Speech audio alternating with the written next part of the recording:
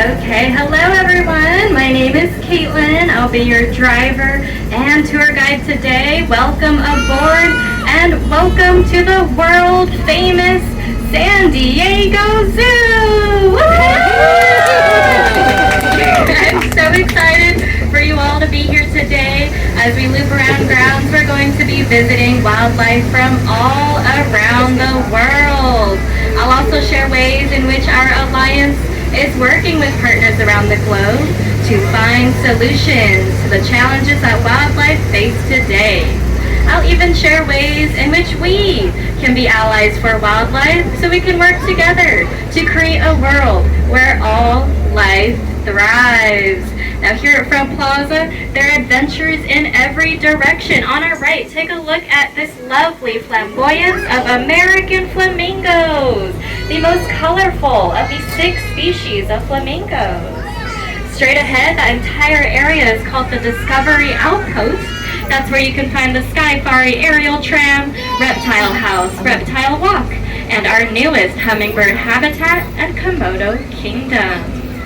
Now as we dip down into the Lost Forest, please keep all hands, arms, legs, and personal belongings inside of the railing at all times. If you do decide to stand up, that's completely fine with me, but just make sure you are holding onto a railing and keep both feet on the ground. Let's have a safe tour today and keep the excitement to seeing wildlife. Now did you know we are currently rolling through one of the most visited botanical gardens in the United States? Yeah, most of the time when people think of zoos, they think of animals, but plants are also vital parts of any ecosystem. Plants, especially trees, have an impact on the climate, absorbing carbon dioxide and releasing oxygen. That's why you might feel a certain coolness as we head down the canyon here. Now look at how beautiful this is. All this lush greenery around us is designed to give us the experience of what it's like in an Asian rainforest, home to many plants and animals. Now the first animal we're going to get a peek into is our Malayan tiger habitat. So let's see if they're out and about. Now the Malayan tigers are very elusive cats, so don't feel discouraged if you can't spot them out. But we're going to stop here for just a moment, see if we can see them. Oh, they're right there. Look at them. Right on the top of the cliffs. Feel free to stand up and move around. I'm going to move up just a little more so everyone can see. Look on top of the cliffs. You'll see 2 tigers. One of them walking around and one of them laying down on top of the cliff. That is so exciting, and it's so rare to see them on tour. We're getting extremely lucky right now. Earlier, I only saw 1 tiger out, so right now we're seeing both of them. This is Barani and Cheetah. They are brothers. They're Malayan tigers. I'm getting extremely lucky right now. What a great start to our tour. You can look behind us as well as we leave. Savannah. The savanna is home to one of the most dangerous animals, the hippopotamus. Now hippos, they do spend about 16 hours a day submerged in water. So that's why we've designed these beautiful underwater viewing windows so you can get up close and personal to our hippos. So let's see if we can find them. What I like to do is look for any hippo ears sticking out of the surface of the water. So go ahead and take a look here. We're going to find those 2 pairs, and I already see them. So look on the opposite side of the habitat. You'll see 2 pairs of hippo ears sticking out of the surface. And those ears look tiny, but that one of those hippos is about 6,000 pounds. And that's Funani. Funani is the mom, and her baby Amashle is in there with her as well. So we've got Funani and Amashle in the pool. Now even though they spend much of their day in the water, hippos, they cannot swim.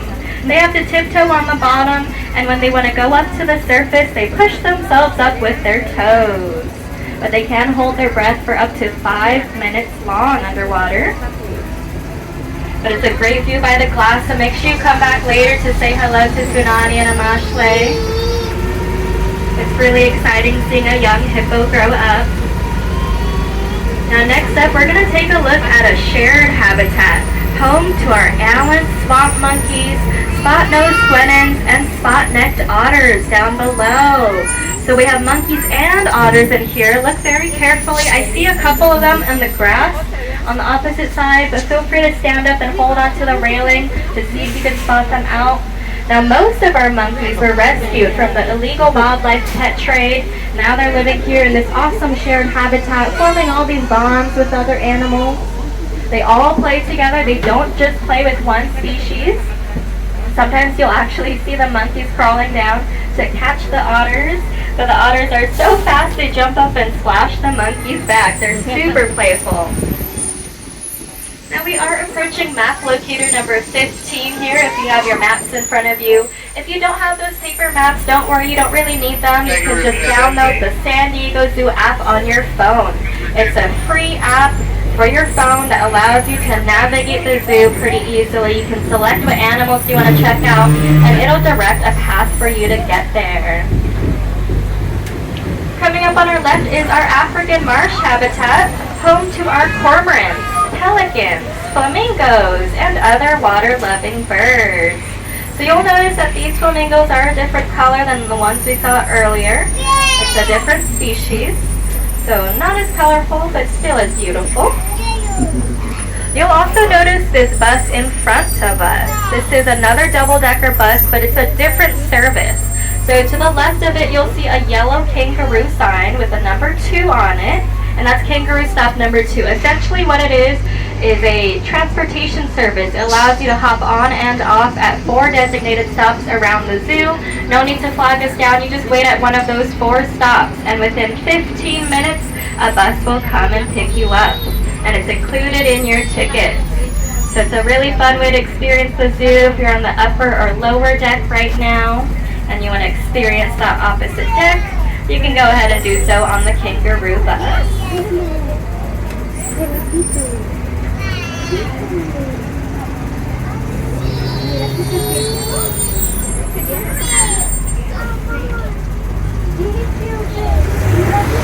Now this pathway on our right will take you up to Eagle Trail if you haven't gone up there yet. Check out all of our eagle species. As we head up this hill, I want to point out Route 163, that's on our left-hand side. If you take that about 30 miles north, you'll hit our other front door, the San Diego Zoo Safari Park. So we are a non-profit conservation organization with 2 front doors. You walked in one today, and the Safari Park is our other one. It's about 20 times larger than the zoo here, with open fields for all the antelopes to play. We also just welcomed the platypus over there, and we are the only zoo in North America to have platypus in our zoos. So go check them out on your next day off at the Safari Park. Now through the trees on our right, see if you can find our giant eland. Oh, I see it right there. You'll see that giant brown animal. That's called a giant eland, and they have some grubby zebras in there too. Next door to them, we have some savanna hoaxstalks, such as the lesser koodoos and the Speaks gazelles. They kind of blend in, but look for those vertical stripes. In just a moment here, we're going to pull in left to our polar bear habitat. Let's see if we can find any polar bears. Now they are hard to spot out, but I'm going to stop up ahead at that bush, so you can feel free to stand up and move around once you hear my air brakes. Okay, take a look, see if you can spot out any polar bears. Let me know if you do see any. Check around the corner over there. Now, polar bears are often seen as the face of the impacts of climate change, so they do need ice to survive, and they are losing their sea ice rapidly these days. They need all the help we can give them. Let's help out the polar bears by reducing our carbon footprint. There are many ways to do this. Use water wisely, conserve energy, participate in Meatless Mondays. These are all small steps we can take to be allies for wildlife. Now, if you did catch a glimpse of the polar bears, you got really lucky there, but if not, you can come back later to check them out. We're going to head up this hill now, check out some other animals.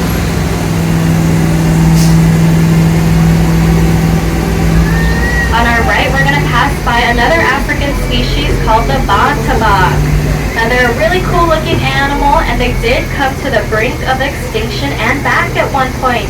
There was once only 30 individuals left roaming around in Africa, but thanks to one single farmer out there, he decided enough is enough, we gave them a safe place to repopulate, and now they're doing quite well, which really shows how much of a difference one person can make. Next up, we have our southern Garanuts. We have a male and a female in here. Notice their long necks that they use to browse, feed, and forage in the trees. And then look at these adorable little guys. These are called Chicoa peccaries. They are so cute. They're one of my favorites. They kind of look like hairy pigs, and they love to cuddle together. At the end of the day, you might find them in the corner in a little huddle. They're found in South America. On our left is the Sky-Fari West aerial tram entrance, which offers spectacular bird's eye views of the entire zoo grounds. You hop on one of those and you'll get a one-way trip across the zoo. And a little shortcut if you're in this area later, take the Sky-Fari right here and it'll take you back to the front through the reptiles. And you can ride as many times as you'd like. 4D Theater on our right. You can purchase tickets for it right there at the booth and then head on into the theater. It's currently showing Mowgli's Jungle Adventure. Fun little 20-minute experience for everyone. So everyone look on our left. We are about to see a mountain lion. You'll see on top of the cliff right there, a mountain lion sleeping, and that is extremely rare. They are crepuscular, so that means they're only active at dawn and dusk. So it is rare to see them out during the afternoon like that. We have two mountain lions in there, Sierra and Tahoe. But you might recognize the mountain lion as different names. They also go by puma, cougar, panthers, painters. The mountain lion actually has 40 names in English alone. That's because they have quite an extensive range. They're found all the way up in northern Canada, down to the southern tip of South America. We're going to make our way past this kangaroo bus here. This is kangaroo stop number 3. This is a great stop to hop off at on the kangaroo bus.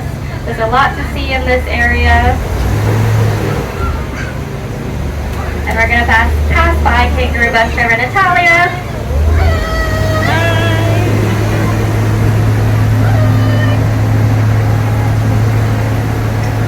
Okay, and now we're on to our next adventure, Elephant Odyssey. Who's excited to see some elephants? Woohoo! I'm very excited. They're one of my favorite animals. I get excited to see them every single day at work, and I'll give you tons of info on them when we get a little bit closer. But before then, I'm going to point out some other cool animal species.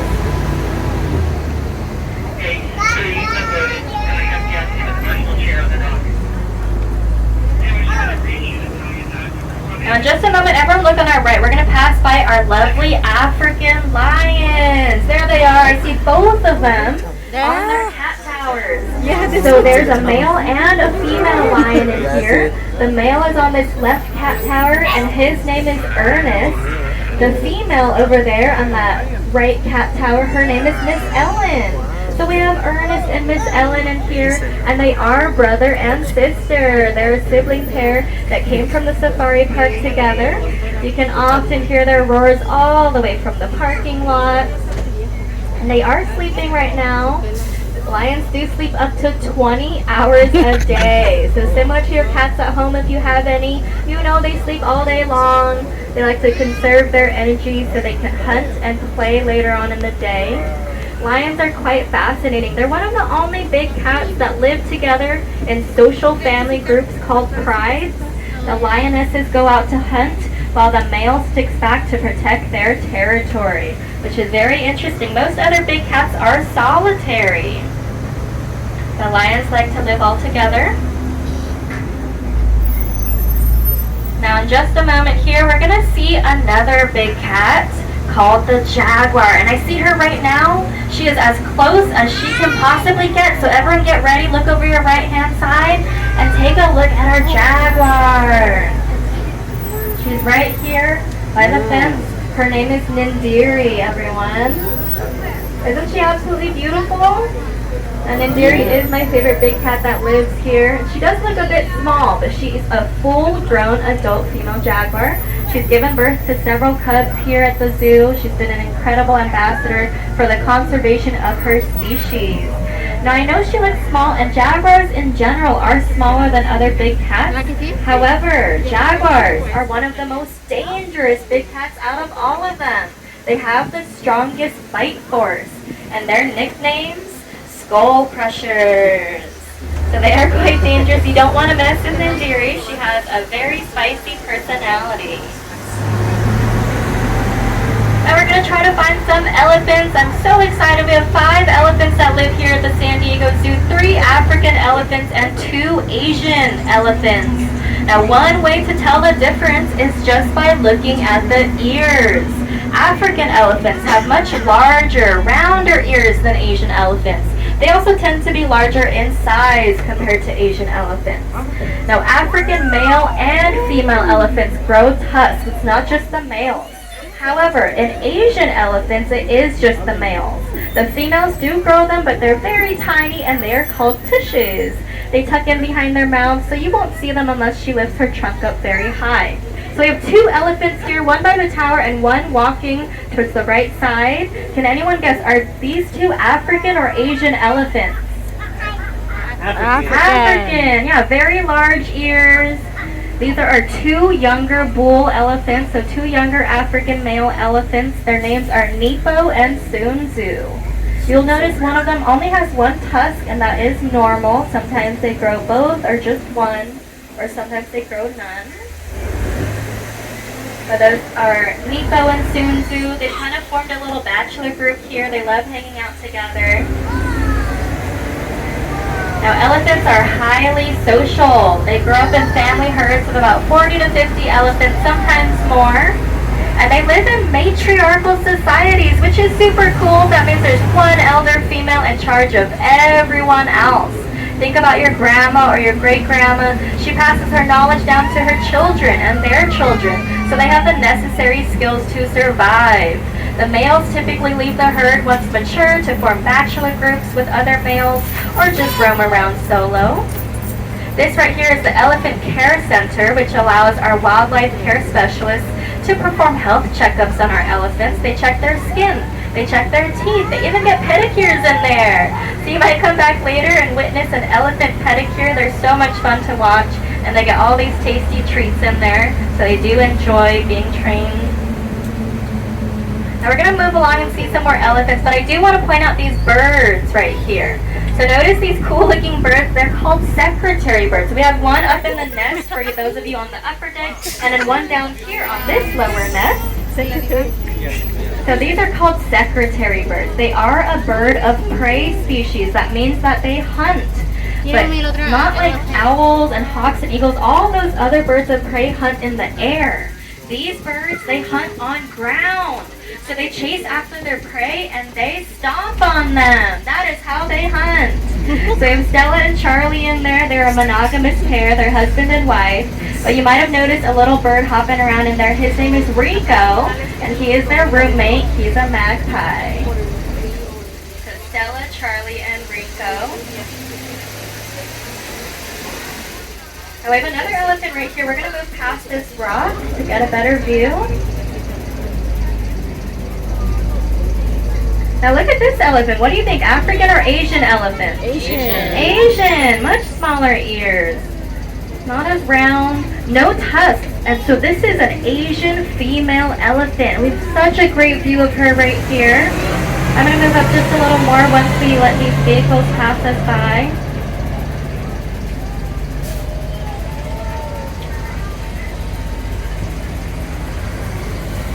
But this is an Asian female elephant. And the very short tail, so that's Devi. Sweet girl Devi. She's our second oldest Asian elephant.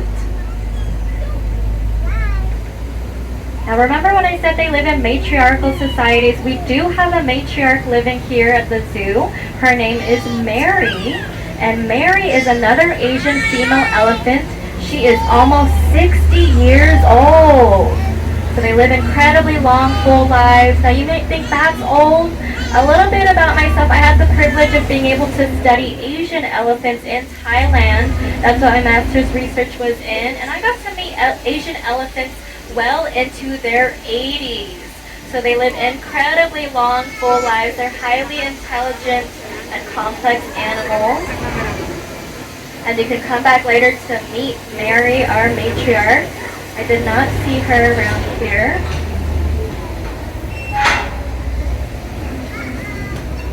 Now in this next habitat, we are going to try to find our camels and pronghorns. I don't have a great view of them, so I'm going to cruise on by. But you can look over, see if you find any camels or pronghorns. Those camels in there are dromedary camels, so they only have one hump. And the next animal we're going to check out are these large, beautiful birds hanging out in the trees called California condors. And there they are. There's one right here on the tree, and then there's one back there on the rock, high up there.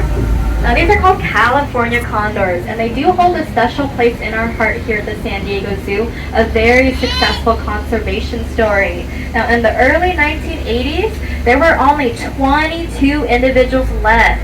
So we almost lost them forever. They were at the brink of extinction.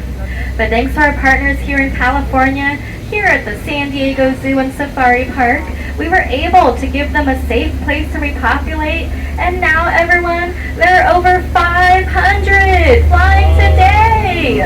So from 22 to over 500, that is incredible. It's extremely difficult to bring a species back from the brink of extinction. You can see with this story here, it took decades to even bring them over 500. But it really does go to show how much of an impact conservation efforts can make. If we all work together to make a difference and do our part, secure your trash, pick up litter when you can, it makes a huge difference, especially for birds and other wildlife. Now, as we leave Elephant Odyssey, we're headed towards the upper portion of Africa Rocks. We're going to try to find some meerkats. I already see one right here in the middle. So look right here, you'll see that meerkat standing upright, staring right at us. Now it looks like he's posing or modeling for the photos, but he has a job to do. So a little fun fact, a group of meerkats is called a mob. Within a mob of meerkats, there always has to be a lookout. So that's exactly what that one is doing right now. Whenever you see one or two standing upright, they're checking you out, seeing if you're a threat to their family. And if you are, they're going to use complex warning signals to help their family avoid predation. So that little one there was seeing if we were a threat to his family.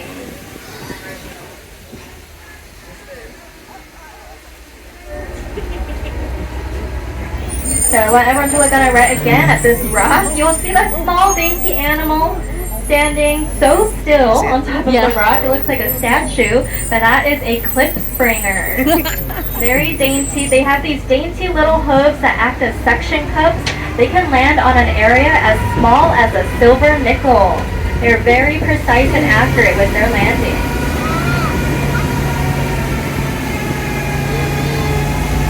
Now we're headed through Ethiopian highlands here, which is a part of Africa Rocks. If you look on our right, you'll see all these beautiful plants. We actually grow thousands of plants on ground, including endangered plant species. So it's not just animals that can go extinct, it's also native plants. One way we can help out our native California plants, it's so easy, just plant them. Even if you have a small windowsill or a balcony, I know it might not seem like you're making a huge difference with one or two small native plants, but you are. You're helping attract local pollinators that seriously need our help, like the monarch butterflies. Those are those orange butterflies we all know and love. We grew up with them, right? They are iconic. But guess what? We are about to lose the monarch butterflies in our lifetime. In the 90s, there were over 1 billion monarch butterflies, and now, everyone, there's only 5% of that population left. It's extremely unfortunate, but there's still hope. All we have to do to help them out is plant their native habitat, which is native species of milkweed. So please try to avoid tropical milkweeds. Those are invasive, and unfortunately, they're a lot easier to find because they're prettier looking. But look for native California milkweed, and you'll be helping out the monarch butterflies, and you'll have a nice native garden you can brag about to your family and friends. We just crossed Cindy's Plaza there. We're going to go through there again at the end of the tour, but it's not over yet. We're going to head down Center Street where we can check out some bears. So let's see what bears are out and about right now. So right here you can see the small black bear there. That is actually an Andean bear. Miss Alba. So Miss Alba loves to climb. You'll see all this enrichment to encourage that natural climbing ability.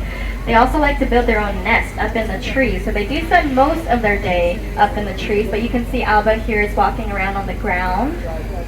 If you notice the markings around her eyes, it kind of looks like she's wearing some glasses. That is why their nickname is spectacle bear. So if you ever hear the word spectacle bears, they are talking about the Andean bear. They are found in Peru. Now they are threatened. They come into conflict with local communities and farmers often. They believe that the Andean bear is eating all of their livestock, killing all their livestock, and that's understandable. They are large bear species. However, we sent scientists into the field to figure out what's really going on. And what we discovered is that the Andean bear, 90% of its diet is just vegetables. So it's not the Andean bear that is eating the livestock, it's something else. And that's why it's so important nowadays that we are working with local communities around the world and researchers in the field so that we can understand more about wildlife. So we can have a world where all life thrives. We can coexist with the wildlife rather than coming into conflict with them all the time.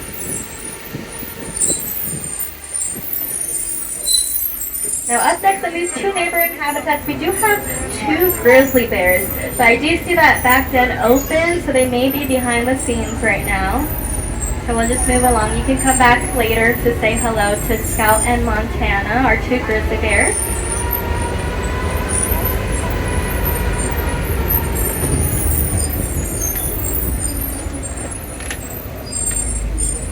Now in here, look on top of the tree, you'll see that those big fluffy ears of our sloth bear. And then there's one down there as well.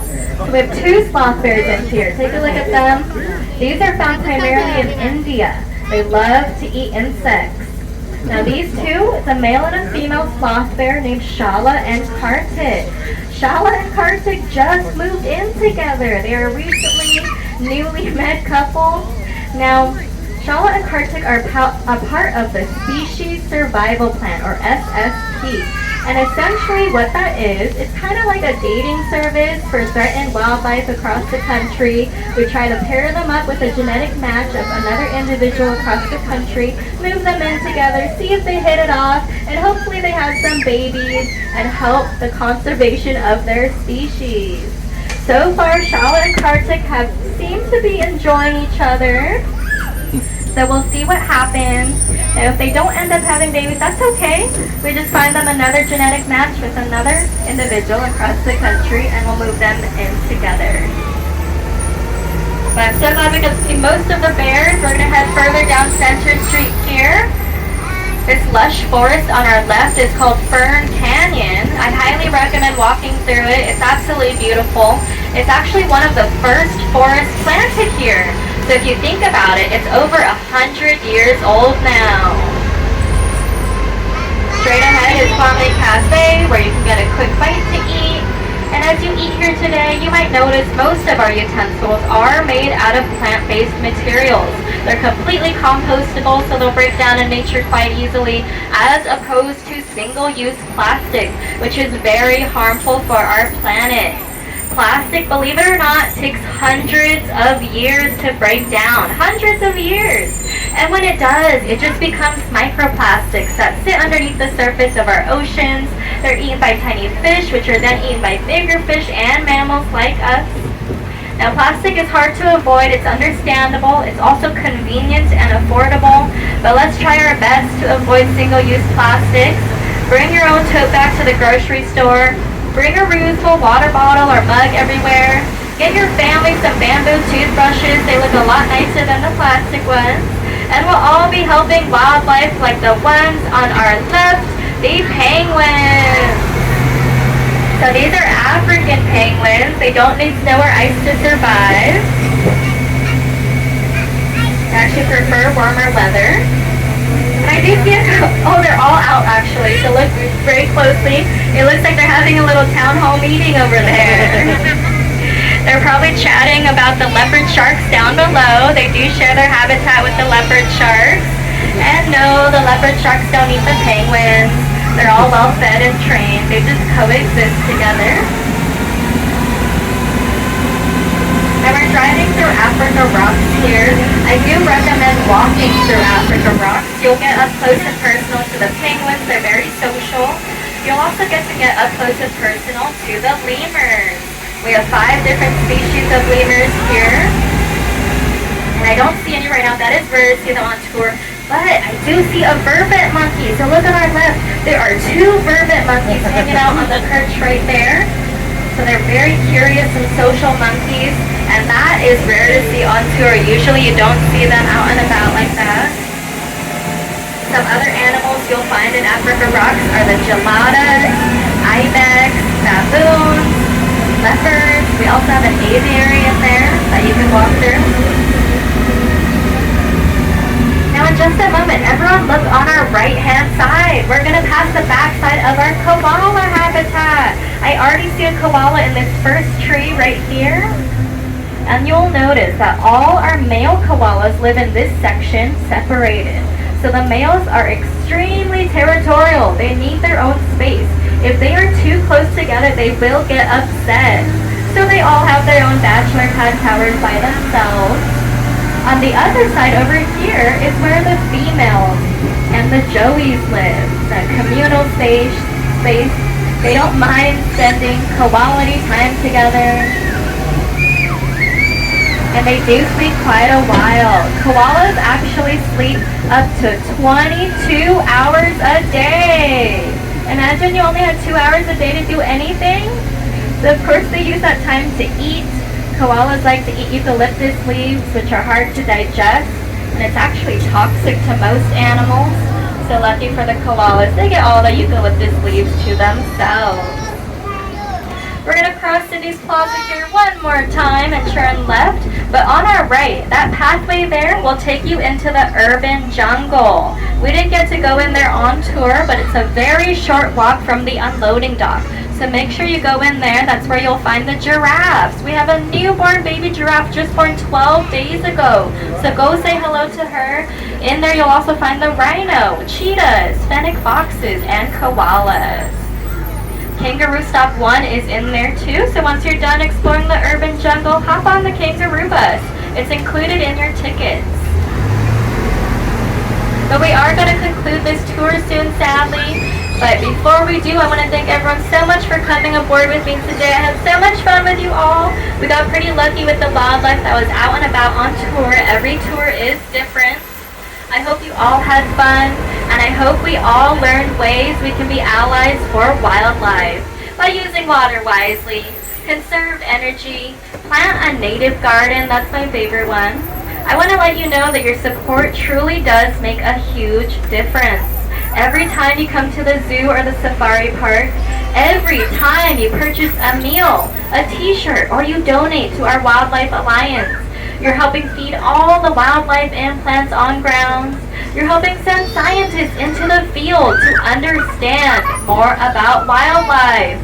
You are our allies for wildlife, helping lead the fight to end extinction so we can have a world where all life thrives. Not just survives, everyone, but thrives. And once again, thank you so much for joining me here today. My name is Caitlyn. I'll be standing outside if anyone has any questions for me. But if not, I hope you enjoy the rest of your day here at the San Diego Zoo.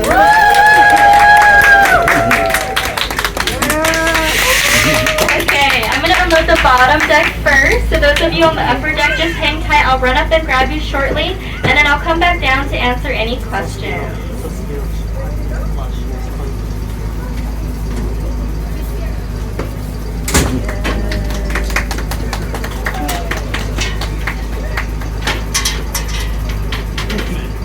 Mm-hmm.